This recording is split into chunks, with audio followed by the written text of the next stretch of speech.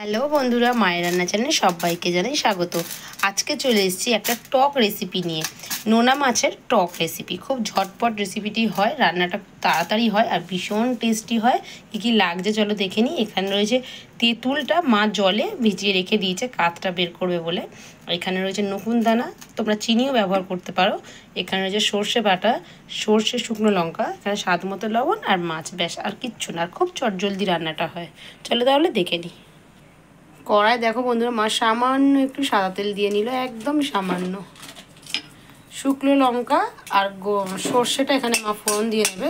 শুকনো লঙ্কাটা একটু নেড়ে নিল, নিয়ে এবারে সর্ষেটা ফোড়ন দিয়ে দেবে। করে মাছটা দিয়ে দিল, তেঁতুল গোলা কাঠটা দিয়ে দিল। এইবারে ওপর থেকে সর্ষে বাটাটা দিয়ে দিল। সর্ষে বাটার মধ্যে বন্ধুরা হলুদটা দেওয়াই ছিল। কত চটজলদি রেসিপিটা হয়ে গেল দেখো বন্ধুরা। মা এবারে স্বাদ মতো একটু লবণ দিয়ে দেবে। আর ভাত, এই গরমের সময় ভাত পাতে তো ভীষণ ভালো লাগে এরকম একটা টক রেসিপি। আর যারা টক কখনো খাওনি তারা প্লিজ একবার এইরকমভাবে একবার টক বানিয়ে বাড়িতে খেলেই বুঝবে। মা এবার মিষ্টিটা দিয়ে দিচ্ছে স্বাদ মতো। টক মিষ্টিটা একটু ব্যালেন্স করে দিতে হয়, তবেই কিন্তু টেস্টটা ফোটে। মিষ্টিটা ঠিকঠাকভাবে দিতে হবে। এবারে যারা কখনোই টক খাওনি তারা অবশ্যই এরকম একটা রেসিপি বানিয়ে বাড়িতে ট্রাই করবে। আশা করি খুব ভালো লাগবে। এটা ভীষণ ভালো হয়, ভীষণ টেস্টি হয়। তোমরা বন্ধুরা যে চিনি ইউজ করো না, মাঝারি চামচে 3 চামচ মতো চিনি দেবে।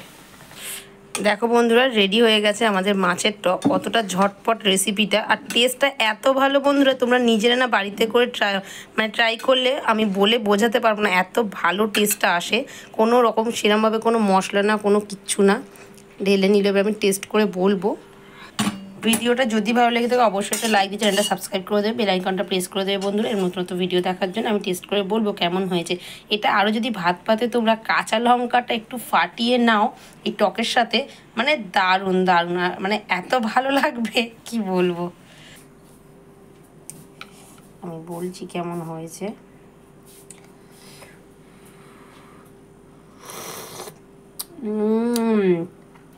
দারুণ দারুণ, বলার কিছু নেই।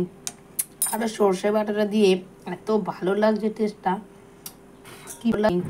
এরকম 4 পিস মাছের জন্য বন্ধুরা তোমরা 1/2 চামচ মতো সর্ষে বেটে নেবে। পরিমাপটা বলে দিলাম। টাটা বন্ধুরা।